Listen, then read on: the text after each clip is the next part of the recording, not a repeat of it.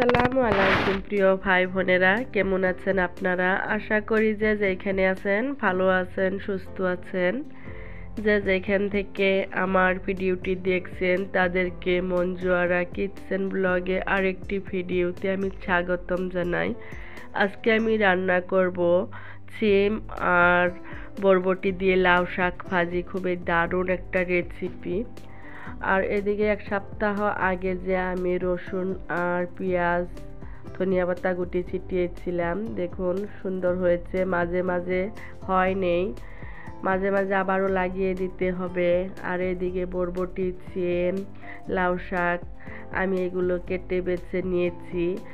এগুলো এখন আমি দুপুরে রান্না করে ভাত খাবো। দারুণ একটা রেসিপি, আপনারা ফলো করবেন, এইভাবে ভাজিটা করে খাবেন। যারা যারা লাউ শাক ভাজি খেতে পছন্দ করেন এইভাবে ভাজি করে খাবেন।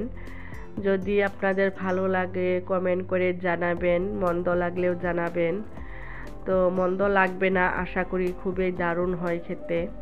আর এগুলো ধুয়ে এখন আমি একটা কড়াইতে দিয়ে দিচ্ছি। সিম আর বরবটিগুলো আগে কড়াইতে দিয়ে দিলাম।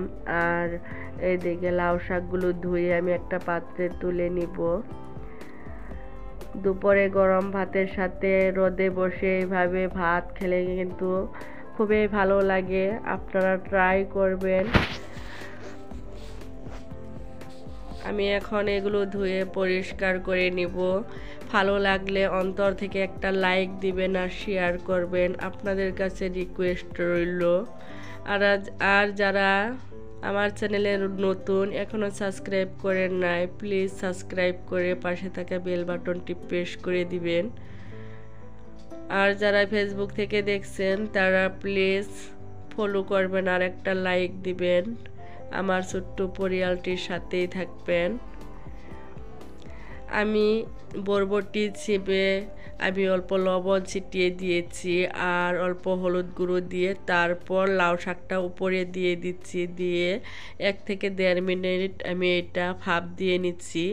তলে যে পানিটা জমে গিয়েছিল সেই পানিটা আমি ফেলে দিচ্ছি। ফেলে দিয়ে আবারও পানিটা অল্প শুকিয়ে নিচ্ছি চুলার আঁচে। এখন এইগুলো ঝরঝরে করে নিলাম। ঝরঝরে করে নিয়ে এখন আমি এইগুলো আমি তুলে নিব।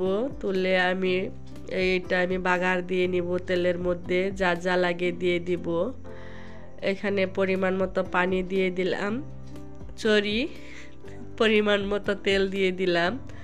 তেলের মধ্যে 5-6টার মতো শুকনো মরিচ, চুলার আঁচটা মিডিয়ামে রেখে আমি লাহে ধীরে ভেজে নিব। লাল লাল করে শুকনো মরিচটা ভেজে নিব।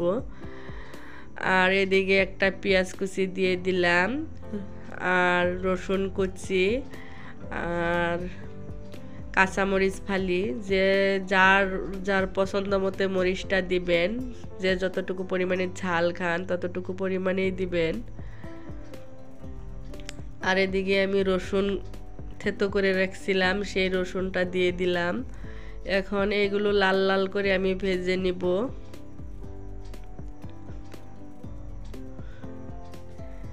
লাল লাল করে ভেজে নেওয়া হয়ে গেলে তারপর এটা লাউ শাক বরবটিটা আমি দিয়ে দিলাম। দিয়ে এখন এগুলো ভালো করে তেল মশলার সাথে আমি মিশিয়ে ধৈর্য ধরে আমি 2 থেকে 3 মিনিট আমি এটা ভেজে নিব। এই রেসিপিটা আপনাদের ভালো লাগলে প্লিজ আমাকে সাপোর্ট করবেন।